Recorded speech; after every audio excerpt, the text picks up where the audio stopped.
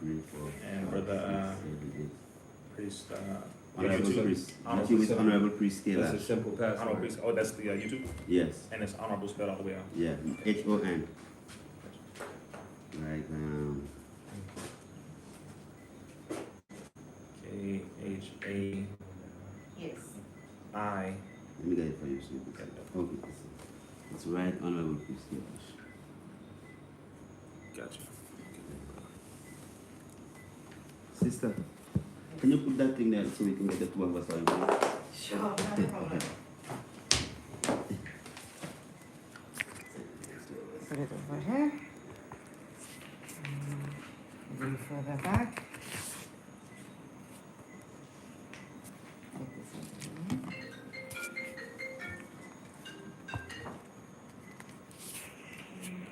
Is that all right? Well, that's the best it can be, it's okay. Yeah. Okay. And just make sure the microphones are on the motion Where is it? somewhere. Sorry about that. Okay, it's under the seats. Just make sure it is. Big down. Welcome. Mhm. And of course, the motion yours as well. Sorry about that. So I'm not censored on this topic here. No. Okay, making sure. Yeah. Thank you, sister. Okay, you ready to roll? Thank you. I'm okay. Yes, thank you. You ready for me? So which device you doing the live with? This man. Just posting, Should I have a live on the ground or Facebook? Instagram right now. Sure.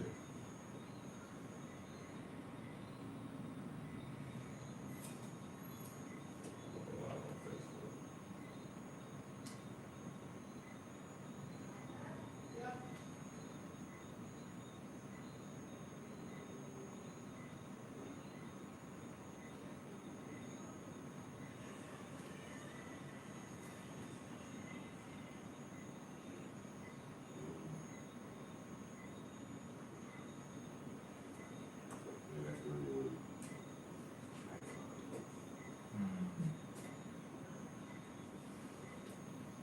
I just hold it right now. Okay, it's like, okay.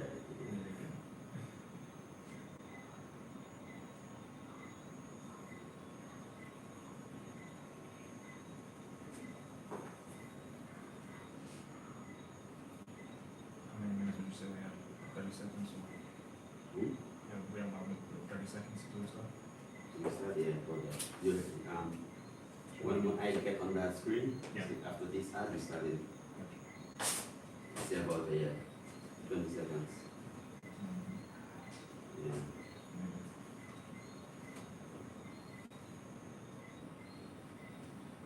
Well, let's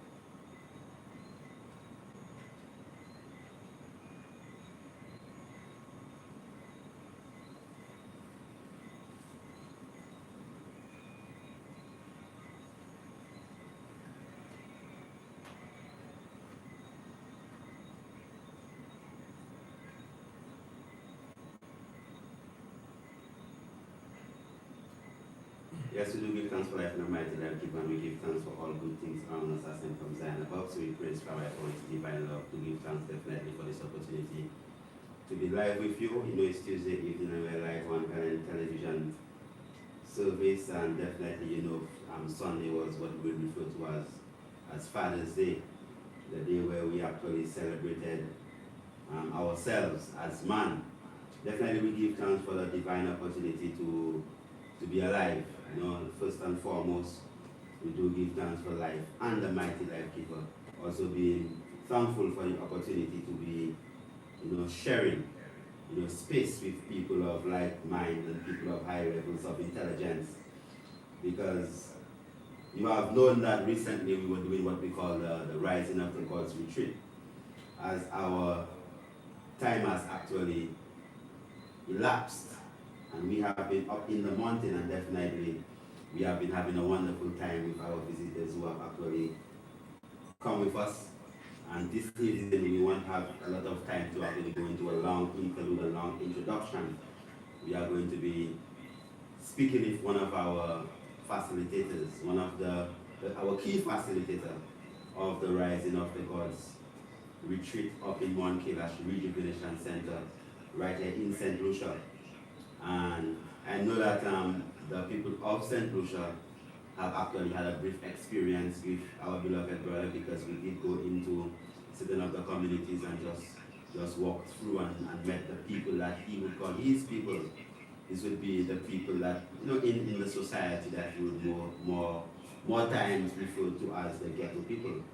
So he's a brother that I actually looked up on his social media, his YouTube, and the works that he have done over the years, and seeing the level of discipline and the level of fortitude and the level of purpose that he actually dealt with as a brother who, young brethren, just about 30 years old, and the level of discipline that he expressed in his work as a man who actually fought for the rights of people, and as a philanthropist, and one of the forefront things that he has even been awarded for is in his work when it comes to the whole aspect of vaccination.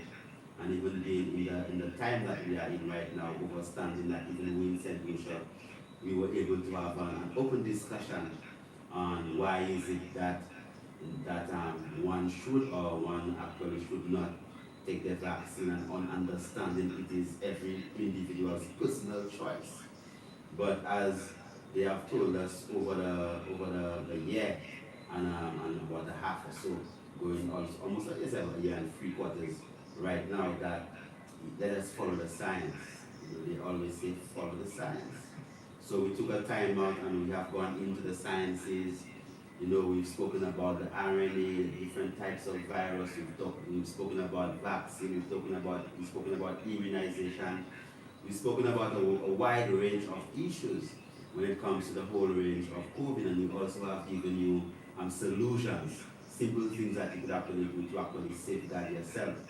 Our beloved brother, his name is Honorable Brother Reza Islam, out of the Nation of Islam, and a very disciplined brother. He's here with us in St. Lucia to spend 7 days for the Rising of the Gods retreat, and I felt it important, even if our discussions that we've had in the mountain at Mount Kailash Rejuvenation Center, when it comes to the true essence of manhood, that I be given an opportunity to actually address the people of St. Lucia, as this is not just social media. Even the people looking on Instagram or on YouTube, they'll see a green screen, but it is just because it is a studio. We are in HTS, Helen Television Service, that is in the island of St.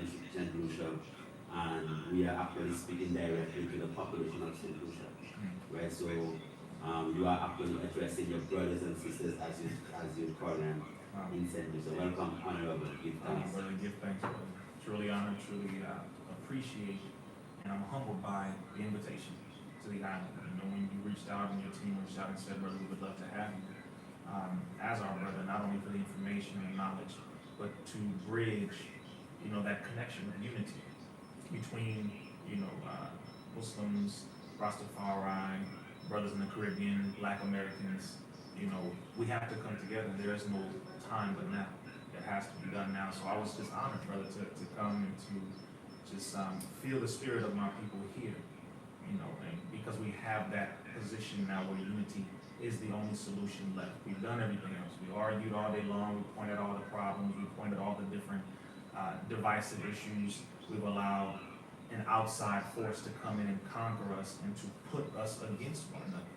We've done this for a very long time. So I think now, in this time, as the Honorable Minister Farrakhan said, this generation is the generation that will answer all of the calls of our ancestors, all the cries of our ancestors, and all the prayers of our ancestors. And if we know that includes all of us across the entire diaspora, of the planet Earth. So again, I'm just truly honored to be here on live, speaking to my family, our St. Lucian family. So give thanks for that. Could you just tell us, before you go into your experiences and where you're coming from, just give us a little brief statement on how your time thus far has been in the country and what energy do you get from the country of St. Lucia? Powerful, brother. Powerful. What I've noticed about our brothers and sisters here in St. Lucia, they look at you and they listen first. They don't just get impressed by things. They look at you. They see your intention. They look at the heart first.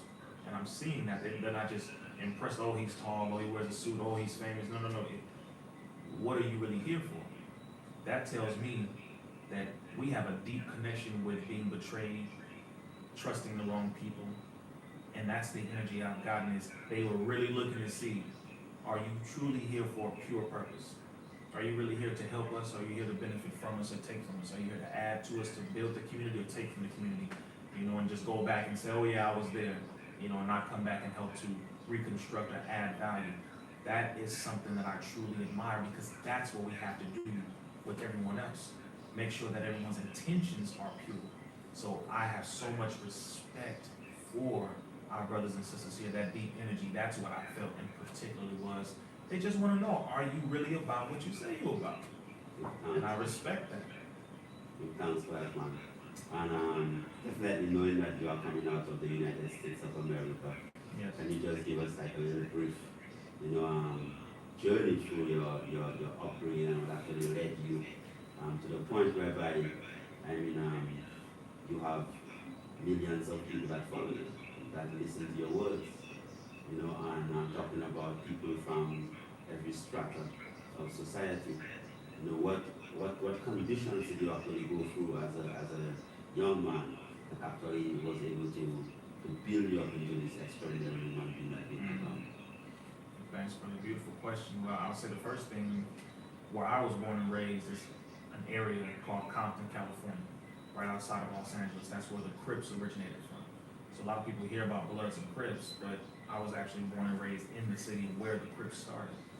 And from there, my whole upbringing in my adolescent years, I experienced watching the police throw people in the back of cars. My family members, some of them were Bloods, some of them were Crips. My oldest sister was on crack cocaine for 16 years, strung out in an area known as Skid Row. It's in downtown LA.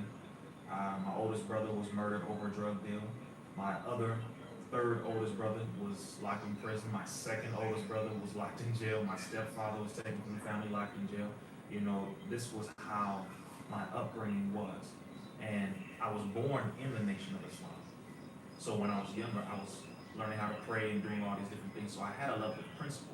But when my stepfather was taken, I think it was around 1994, 95, the family collapsed. That's when more people went out, gangs and all these different things happened. And I was right in the middle of it. But my siblings did their best to keep me away from that. They tried to protect me because I'm the youngest of 10 children. So my mother did her best to protect us. She was doing her best to work very hard, while at the same time maintaining and helping, raising 10 children by herself at a certain point. And it was those type of conditions that boiled inside of me that made me hate the condition that we were in.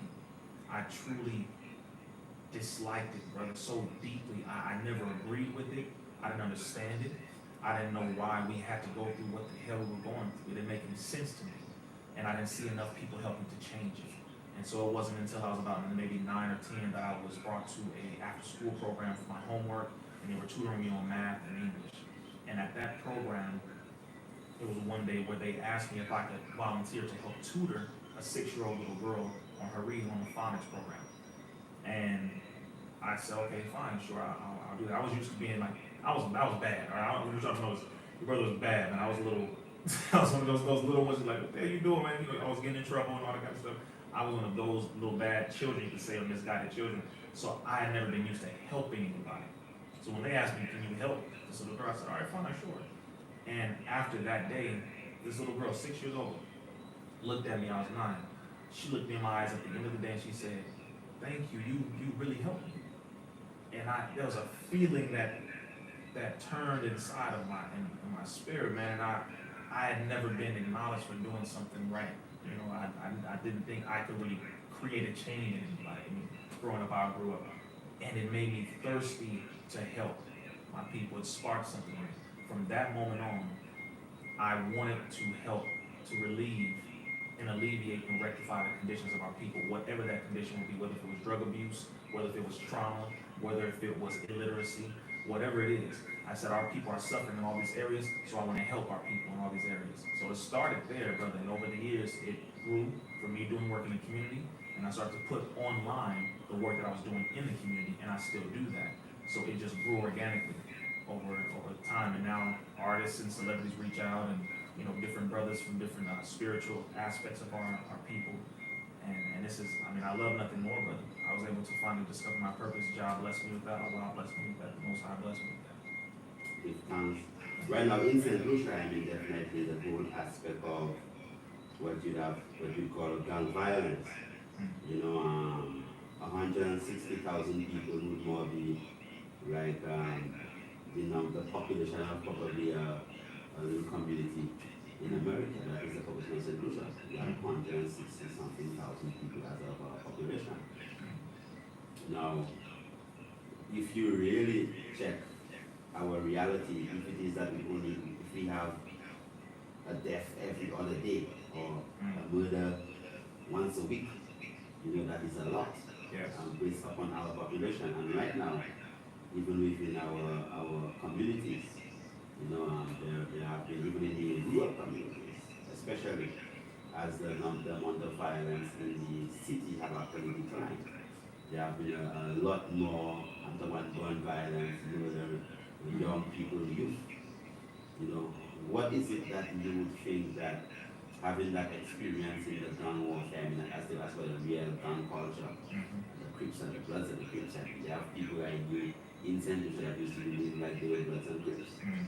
You know, so once in our discussion, I heard that you were speaking to me about the community. I think you said you went into one of the other islands, and when you actually expressed the history of why these guns were created, you know, I think that this would be beneficial even for our young people here in St. Lucia right now at this moment, who might be following culture, you know, from what they see on the television, the true purpose of these organizations, why were they formed, and how they got to the point that they got to. You remember that? Oh yeah, definitely. Yeah. It was it was interesting because a couple years ago, I believe 2 years ago, when I was on the island of St. John and then the island of St. Thomas in the Virgin Islands. On the island of St. John, they have Crips. On the island of St. Thomas, they have Bloods. And they told me this, and I was like, oh really? Let me meet these Crips that you say are Crips. Let me meet these Bloods, say Bloods. And most of them were young people. You know, they're 30 and under, 20 and under. And it was a school that they had me and some of the brothers go to. They brought all of them into the auditorium. It was about maybe 350 children. And when I asked them, what was the origin of the Bloods and Crips? How did they start? Not one of them could tell any of us the answer. Not one. When I told them, I said, you do know the Crips, you know, it's an acronym. It stood for Community Resistance in Progress. Crips were created to fight against white supremacy. Crips were created to fight against the oppression and the oppressive system that was coming against all of us as a people. They didn't see us as, oh, you're a Blood, you're a Crip. No, they saw all of us as Negroes, period. So that is the original purpose of it. When I said that to this whole auditorium of young children who call themselves Bloods, they're like, nah, man, they can't be, that's not true. No, that's not true. I said, I'm from the actual location where Crips started. I'm telling you. And they were like, really? I said, that's what it was. But then that let me know, I said, dang, we have to realize how influential we are as Black Americans, Black people in America, to the rest of the world. You got young children out here calling themselves Crips and Bloods and not know anything about the history. They don't know how it was founded, the purpose, none of it. They're thinking, oh, it's if you wear red, your enemy wears blue. You wear red, you can't go in this area. You wear blue, you can't go in that area. Carry a gun, brass knuckles, a knife, whatever. You see him, check him, make sure he's not going in this area. That is not how it started. It evolved into that, and then of course you have the oppressive system that keeps that going to keep us killing and fighting each other. But the original purpose was not that. The original purpose was for something good. And many of them, a lot of the Bloods and Crips today, they stick to the original purpose, and they do help the community. But when I was on those two islands, it blew my mind, man. How they had no idea. When I told them that, they were like, wow, I cannot believe it. I said, yeah, so maybe you should be real Bloods and real Crips to help the community. So what message is it that we have to the people, the younger people I'm talking about, people who literally done, like young people, they say, well, probably about the 20-something, 21, 22, 23, 24, and the conversation would be, how many heads do you have? Mm-hmm. And the heads would know what the heads would stand for, Mm-hmm. like how many people you've killed, Mm-hmm. you understand? And then they don't have that level of empathy. Mm-hmm. They don't see any way forward to say, well, okay, well, they have a future. So for these people, they've lived long enough, and I'm talking about 21, 22, 23 young people. So as through your experience, what is it that you could tell our people in St. Lucia, our young people in St. Lucia, what is it that you could actually tell them to actually help to uplift their mentality or actually give them some soul? Because I know that the nation of Islam, the work that you already reached out to the prison system, even to actually help to rebuild people. Mm-hmm. What is it that you have to tell our brothers in St. Lucia to actually help to elevate their mentality? I'll say the first thing is, for example, the nation of Islam is made up of brothers and sisters who are former gangbangers, former Bloods, former Crips, former GDs, BDs, different gangs all across the country. We're not angels. We didn't fall from heaven. You see what I'm saying? A lot of people think because we wear suits, we shave, we look so good, you don't know anything about gang violence. No. We know all about that. Brothers who are reformed killers, reformed drug dealers, reformed drug users, sisters who are reformed killers, reformed drug users, who are doing better in life because they see that the original purpose is not what we have been living up to, and that we've been living up to something that is through the lens and the eyes of our oppressor, and we're doing the work for the system that hates all of us. Doesn't matter what you call yourself. You can live on St. Lucia, you can live in St. Kitts, Nevis, and Antigua, you can live in Haiti, you can live in St. John, St. Thomas. They don't care about you. They think the same way about you that they think of us in America. Black Americans in America, or Africans who are brought to America, and all the brothers and sisters across the diaspora. They do not care about us. And we need to understand that they see us as one people. We need to see ourselves as one people. It's easy to pull a trigger and, as you said, how many heads do you have? In America, we'll say, how many bodies do you have? I'm trying to catch a body. That's how we say it. And that's not power. That's not life. You're not a gangster for doing that. What's gangster is being able to rebuild a community that was destroyed by your oppressor. That's gangster. That's what a God does. You mean to tell me this whole community was destroyed? These people were removed from their name, their language, their culture, their religion, their God, their original ways of behaving and practicing. Everything that they knew as a people, they were completely destroyed and removed from that. And you mean to tell me you came back and returned it to them? You rebuilt them from nothing? That's what power is. That's righteous gangster. That's what that is. But pulling the trigger is nothing, brother. That's something we learned from our oppressor, to kill each other. That has nothing to do with, you don't get no high score for that.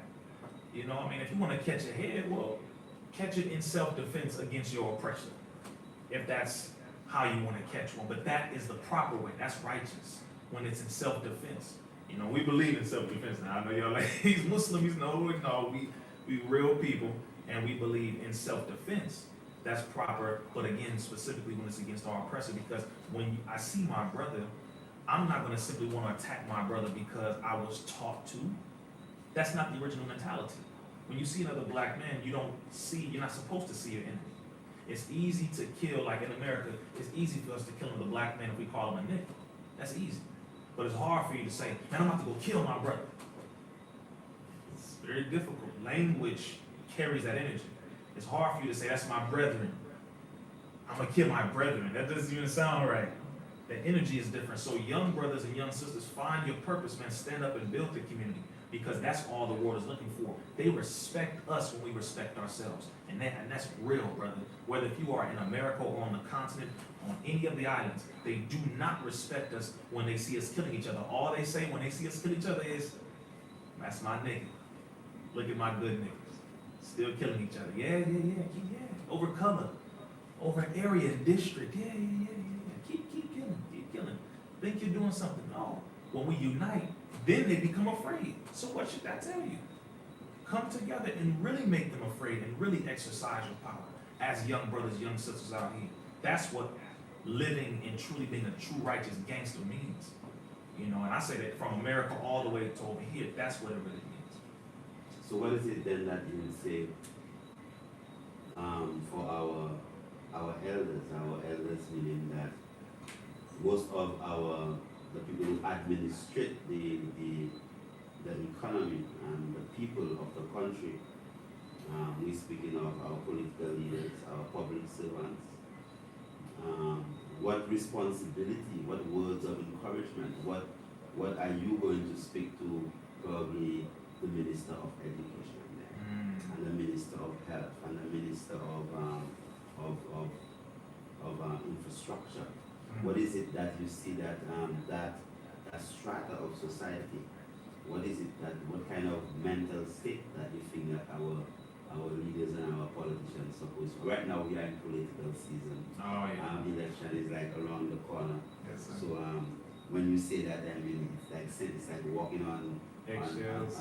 Well, worse than eggshells, man. It's like you're walking on Needles, rusty nails. yeah, terrible, right? So people know that I am a straight person, you know, I'm not political, I have never voted, you know, so they know where the space I speak to my people from is a space of just wanting the best for them. Yeah. And even if I give them information and they make whatever decision that they make with their life, I still love my people no matter what. That's right. Because my people are my people. So, but I speak the truth to my people when it comes to the aspect of what is it that I feel that our leaders are supposed to be doing for our people.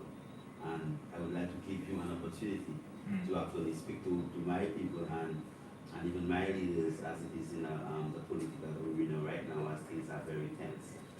What are the things that leadership is supposed to be instituting? How is it that they're supposed to be looking at our young people? What responsibility do they have to our young people to ensure that they don't become like niggers, as you say, and see themselves as an enemy, and don't see, let's say, ignorance and poverty.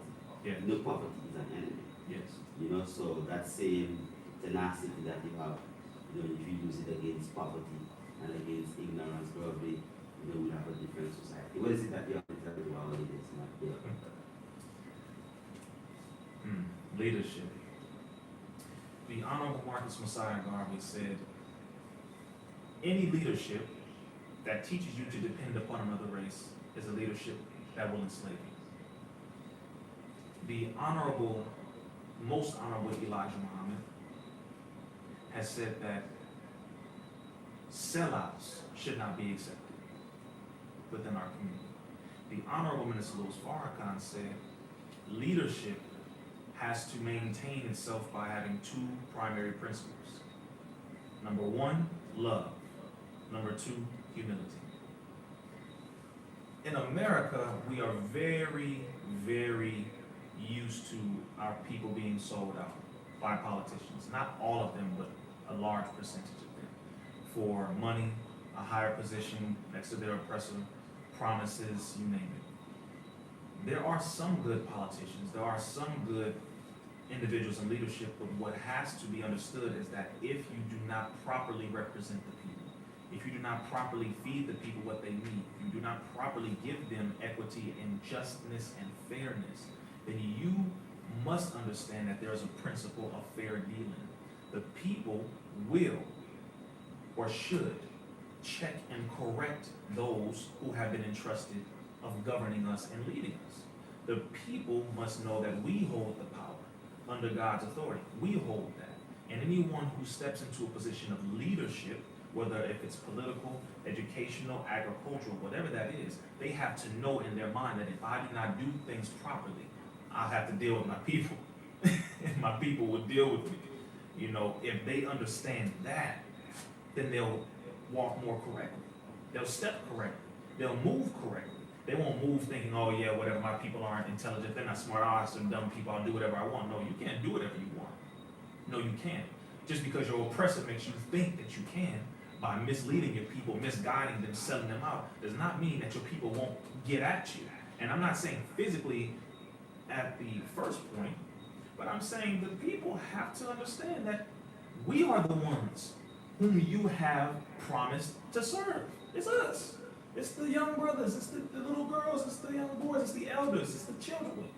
It's the community. You work for us.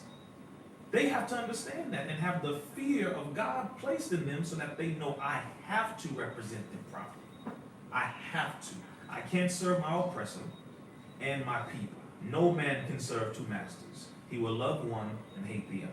So you must do things properly and have love for your people, number one, more than you have love to be near with your oppressor or your former slave master. Love your people deeper than you want to be near to them. And you must be humble, meaning if you do something incorrect, be willing to be corrected by your people. Be willing to ask questions. Be willing to make up for it and do what is right and correct yourself. Humility is one of the greatest principles that anyone in leadership has to have. It's okay to make a simple mistake and turn around and ask for forgiveness and ask, how can I correct that? That's better than making a mistake and then trying to blame it on your people. Well, if you did this, and you, wait a minute, I'm not the minister of health. I'm not the minister of education. That's your job. This is on you. So don't come at us. We look up to you. You know, so we have to kill that ego inside of us if we want to be in leadership. And again, we have to serve our people more than we want to serve and be near our oppressor. Well, I mean, that's excellently said, and I mean, definitely.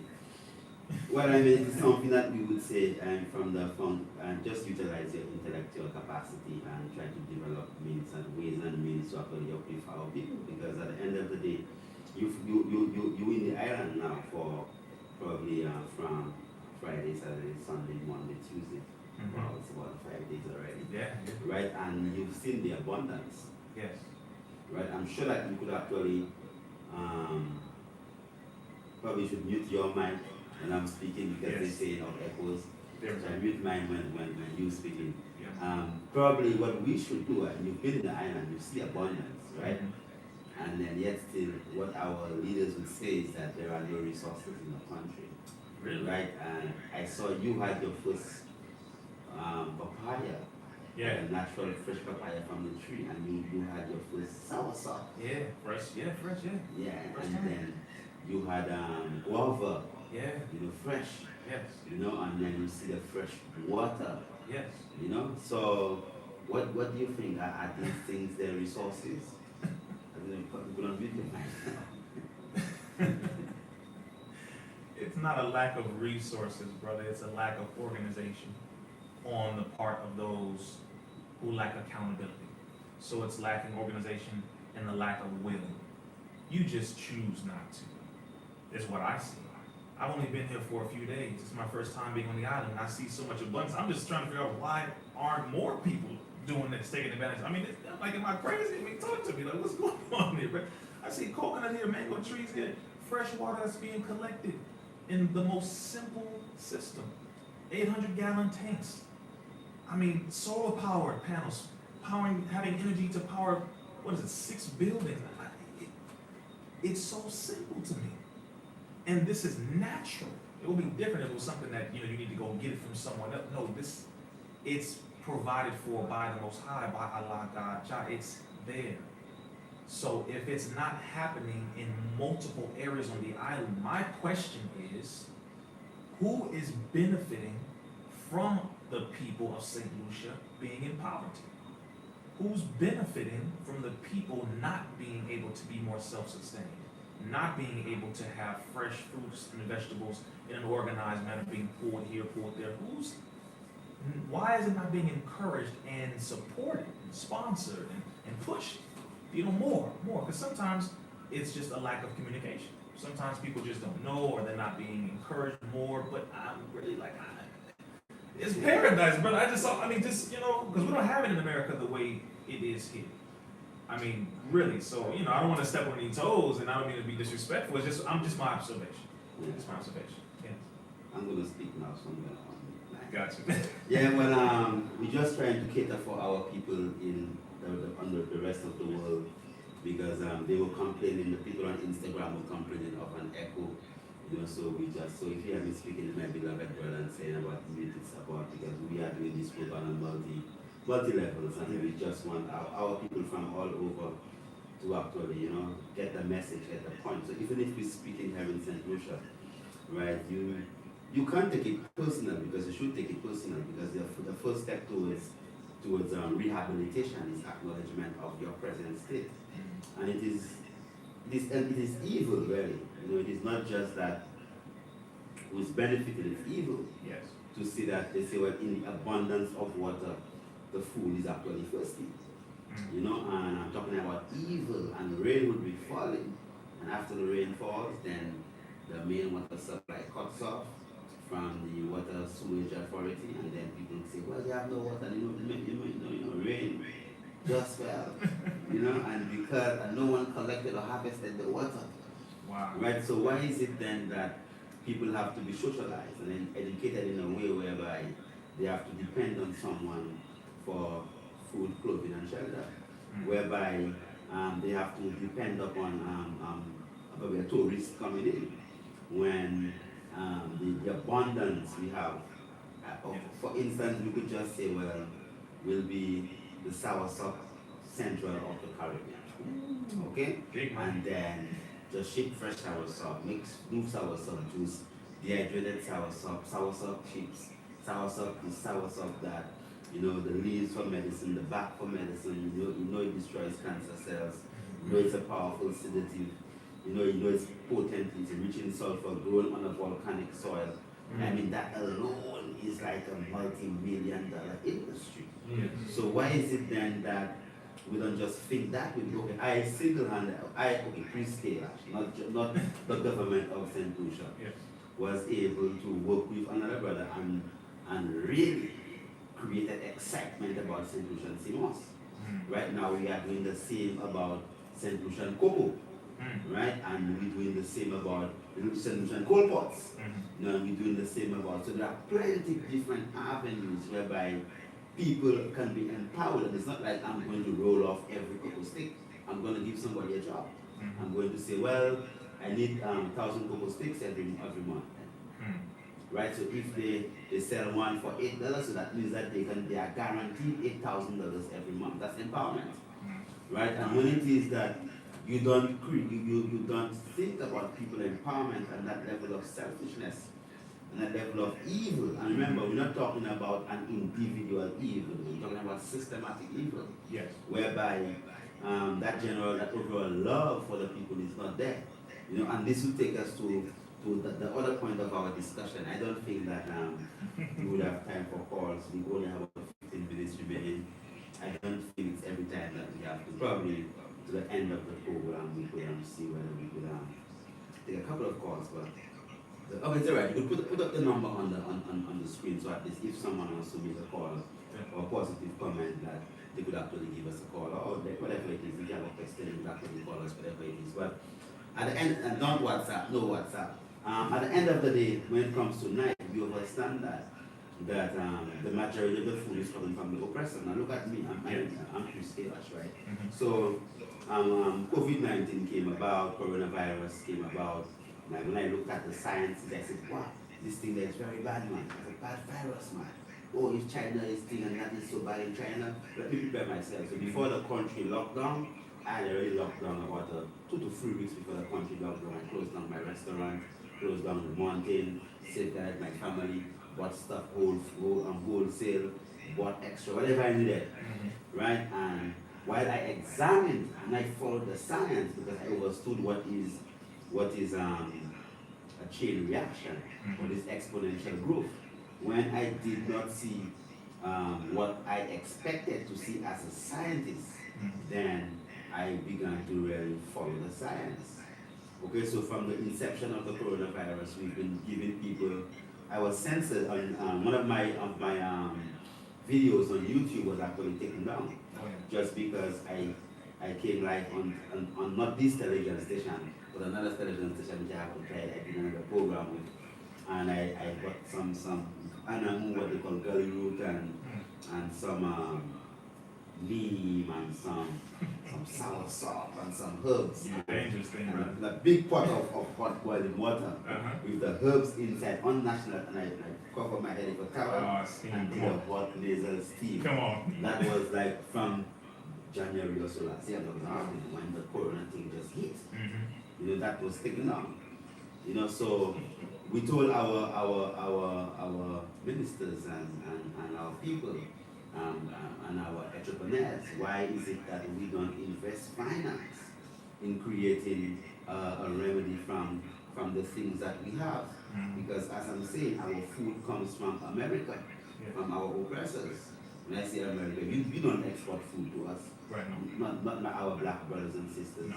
It comes from a big corporation with GMO material and foods that, because you know that the food is the medicine, the food is the poison. That's right. Now my expertise and my field of study being the health arena, right then I was faced with I'm over the years, over the past decade, I've been working here in St. Lucia. St. Lucia was number one in the world with diabetes, you know.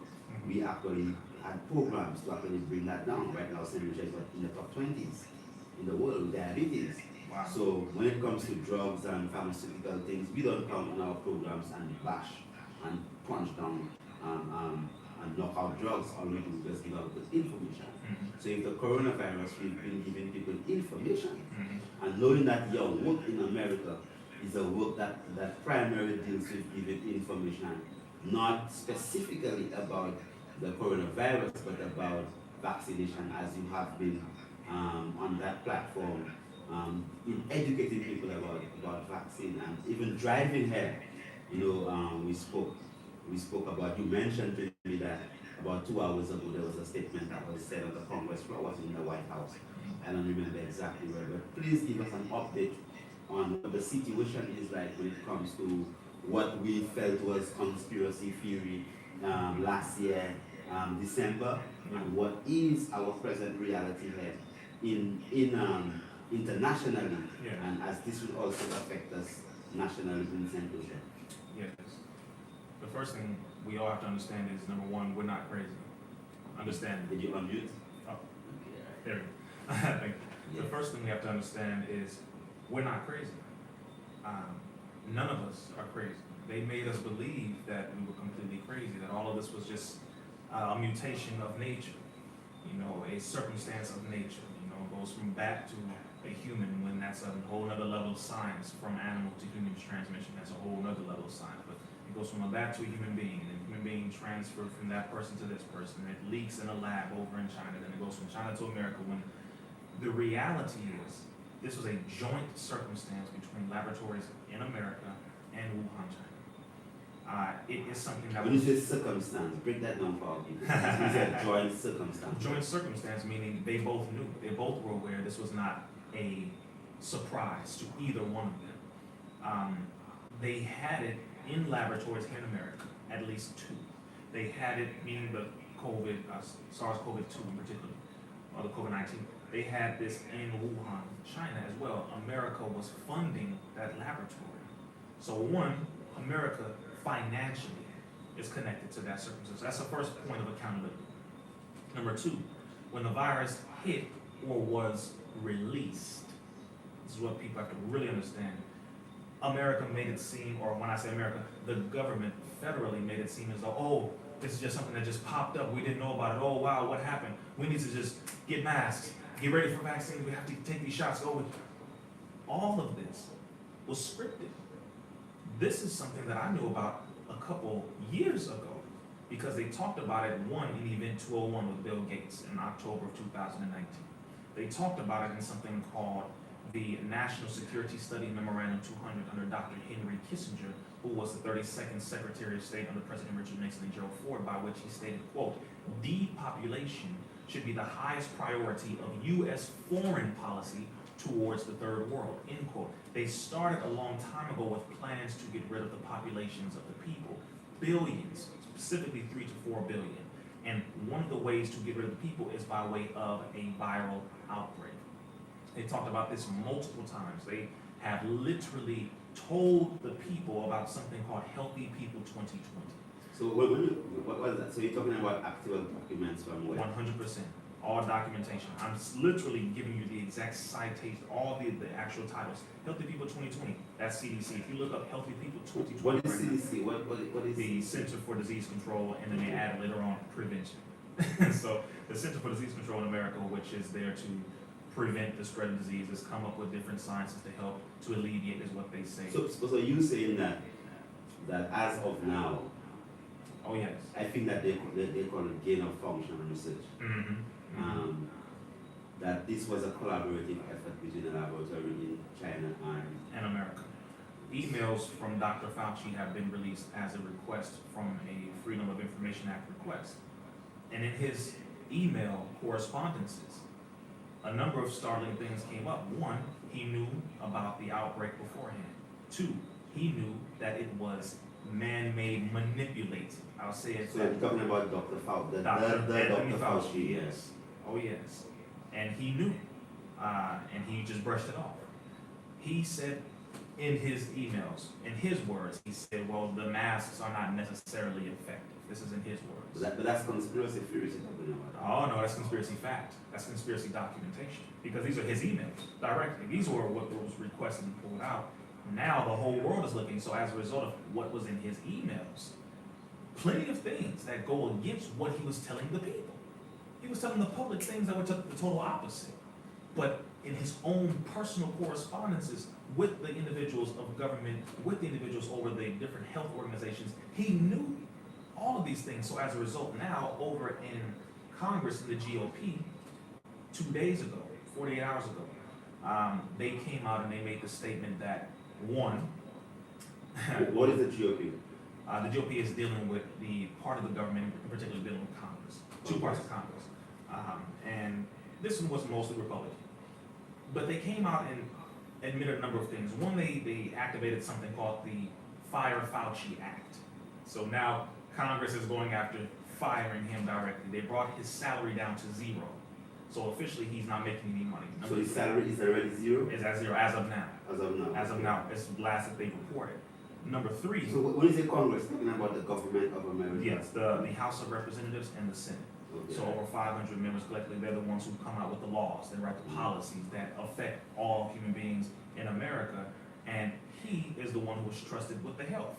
So they came out with the Fire Fauci Act. They also said, well, these vaccines are not approved by the FDA. Now this is something that people all over the world are saying, wait a minute, are they approved by the FDA? They're not approved. People in the Caribbean are saying, people in America, people in Europe, are they approved? They're not approved by the FDA, particularly the COVID vaccines outside the Johnson & Johnson. But the AstraZeneca, the Moderna, and the Pfizer are not approved by the FDA. They also said, from the White House, they opened them up and said, these are experimental. From the White House? From the White House, 2 days ago. They have never said this before. Never. Because they couldn't admit something so blatant. If it's not approved by the FDA, it was approved under what is called an emergency use authorization, which means that although it is technically in its experimental stages, we're going to release it to potentially help more people, even if that means we're going to harm some along the way. So they were using a calculated risk. But that is what came out, which is these are experimental right now. So over 100 million people in America have successfully been experimented on, along with people in Europe, along with people in the Caribbean, along with people all over the planet. We have been under an experiment that Tuskegee looks like a kindergarten playground compared to 600 participants in 40 years in Tuskegee. Over 150 million is under the COVID experiment. That's in America. Oh no, over 100 million. Well, in America, it's over 120 million who have been given at least one dose of one of the shots. And then of course in Europe, and of course in the Caribbean. So you're talking about roughly, you're talking about hundreds of millions of people who have been taking shots coming from government approval from America saying that these are safe and effective. They lied to everybody. And now So people you're are saying that there's going to be legal recourse to like Dr. Fauci? in particular, Dr. Fauci, yes. Right now, see, that's the other thing. They're trying to put it all on him. When he couldn't have gotten the funds approved by himself, it goes through Congress.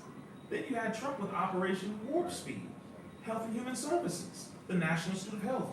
You have the Center for Disease Control and Prevention. Then you have the Food and Drug Administration. They all are responsible. It's not just on Fauci, but they're trying to make him the fall man, him the one to blame. It's him, no, it's all of you, because they don't want the people to rise up against them, to realize that you were betrayed by your own government again when you were now entrusting them. You listened to the artists that told you to take the shots. You listened to the celebrities. You listened to the dancers. You listened to the actors. And they said, take it. Hey, I took it. Hey, take it. I took it. We were not thinking. And when I say we, I'm not saying me, because the Honorable Minister Louis Farrakhan said, do not take their vaccines. Don't let them vaccinate you. He said to my brothers and sisters in Africa, do not take their medications. Do not let them vaccinate you. In America, do not take the medications. Do not let them vaccinate you on July 4th, 2020. At the Criterion Address, he laid it all out. So no one can say that they didn't have a warning beforehand. I'm one of his little brothers who have been doing the work in this area for roughly the last 7 years. But he warned the whole planet before the shots came out. So when the shots finally came out and people started getting them by the boatloads, the government also became infuriated because so many black people were not getting shots. So why is it that the Honorable Minister wanted, was saying, well, probably, why is it that he looked at the Cuban vaccine? Why was that? Well, because Cuba is known for their medicine. Cuba is known for their effective medicine, their cleanliness of medicine, and their advancement in medicine. We'll say excellence. They're known for that. And because of his personal relationship with the Cuban family, and some of his own children went to medical school in Cuba, we have brothers and sisters in the Nation of Islam who are medical doctors because they received the training because of the free scholarships that were given over there, and they are now helping people, 21-year-old doctors, 22-year-old doctors, male and female. So we know that research is solid, but because of the embargo, America does not allow anything to come in from Cuba. So if America really loved its own citizens, why wouldn't it go and send for the doctors who were sent to Italy when they needed it? Why wouldn't they send for the doctors who were sent to Wuhan, who used their medicine? Talking about the Cubans now, were sent to Italy, were sent to Wuhan, were sent all over the world to help the people when they were being hit heavily with the COVID virus. So Came to why St. would you Lucia say- also. They came to St. Lucia? Yeah. Oh, see, I didn't know that. You see, and were they effective? Yeah, well, I mean, a team of them did come to St. Lucia to assist. There's a team of Cuban doctors and nurses who actually came to St. Lucia to actually assist the people of St. Lucia. I did do some stay in Cuba. I don't really stand for everything Cuba actually represent.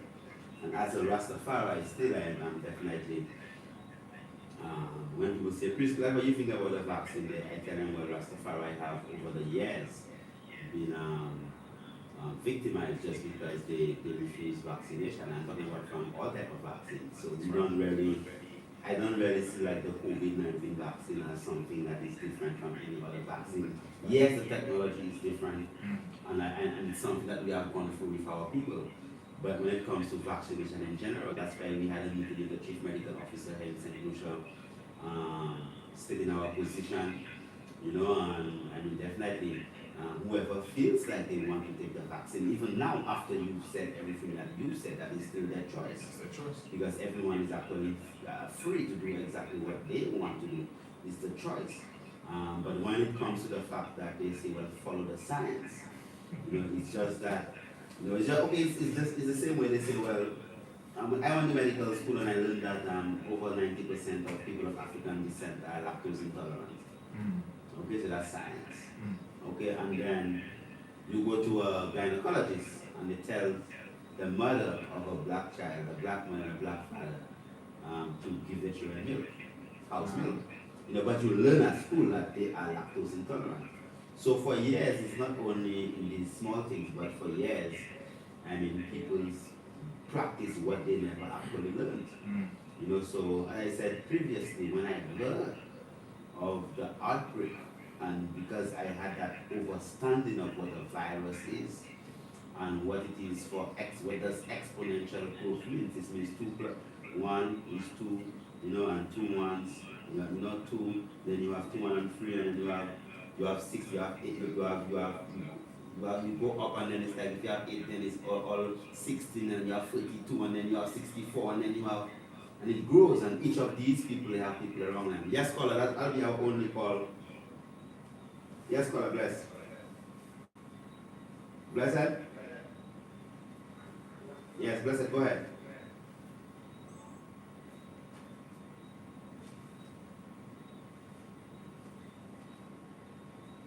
I think you could just hang up the call, so it's okay. Our time is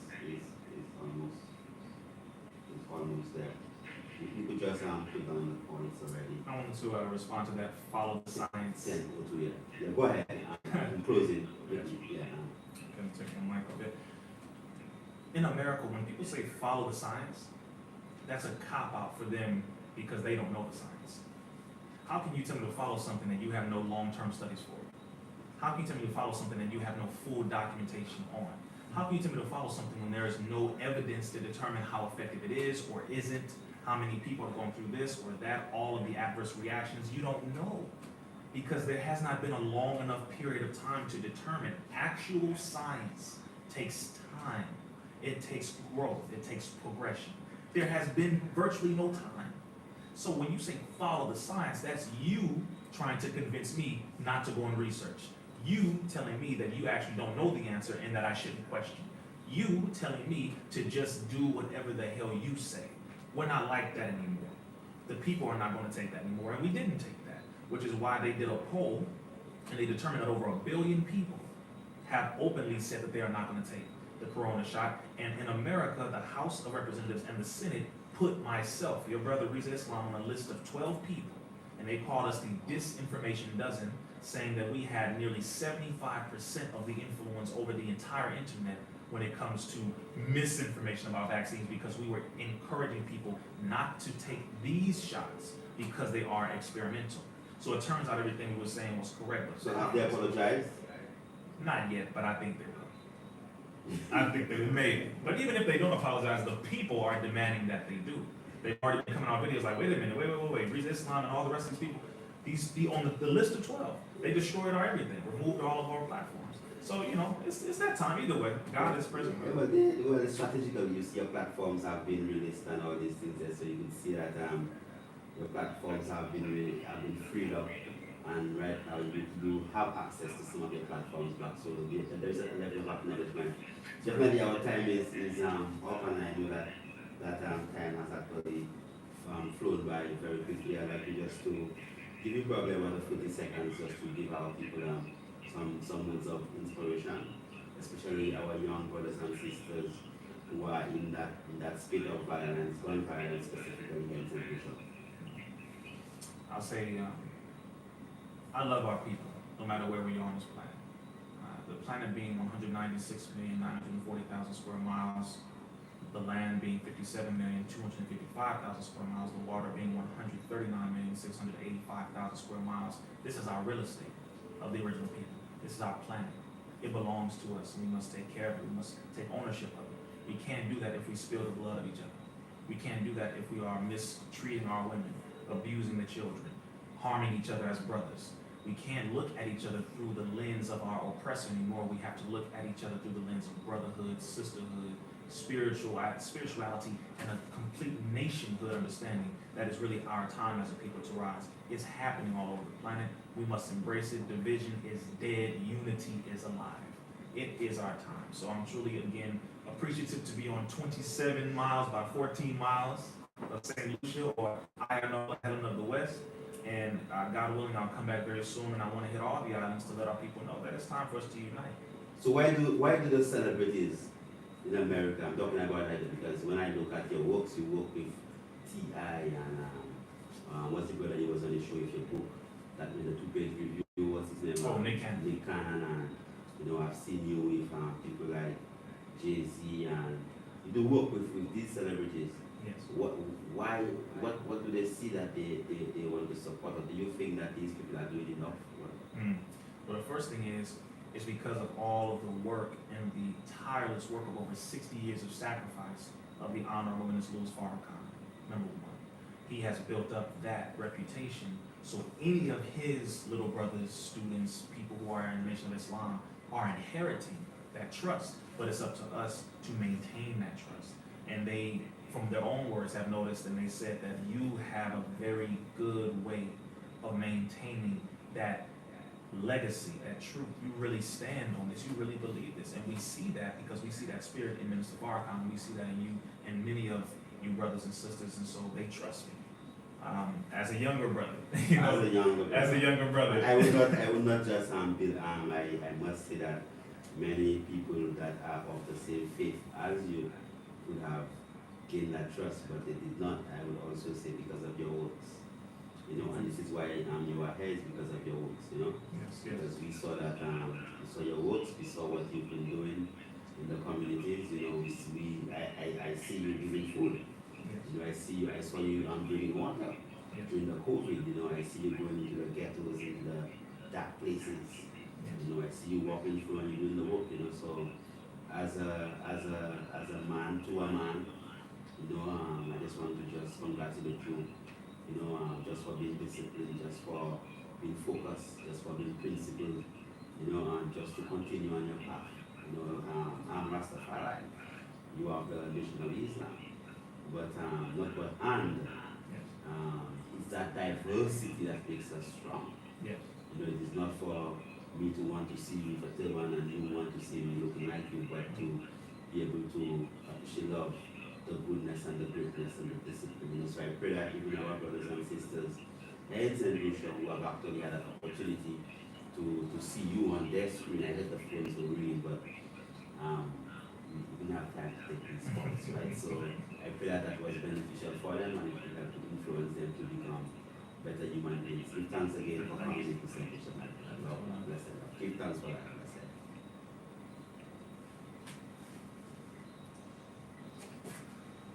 Good interview, brother. Good conversation, man. Are you going to save the life? Please? Yes, I am definitely. Family. That was our brother, the Right Honorable